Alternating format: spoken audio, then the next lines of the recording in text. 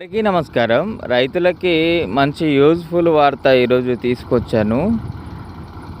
ఉమ్మడి ఆంధ్రప్రదేశ్ వ్యాప్తంగా కూడా రైతులకి పెట్టుబడి ఖర్చులు తగ్గియాలి అన్న ఉద్దేశంతో రెడ్డి ల్యాబ్స్ ఫౌండేషన్ వారు అనేక మండలాల్లో ఈ యొక్క విత్తనాలు నేరుగా ఎలగడ్డి దుక్కులో డ్రై ల్యాండ్లో విత్తుకునే ఈ మిషన్స్ని ఎంప్లాయీస్ని పెట్టి రైతులందరూ కూడా ఈ యొక్క మిషన్ వాడకంతో వరి విత్తనాలను వేసుకునేలా ప్రోత్సహిస్తూ ఉన్నారు.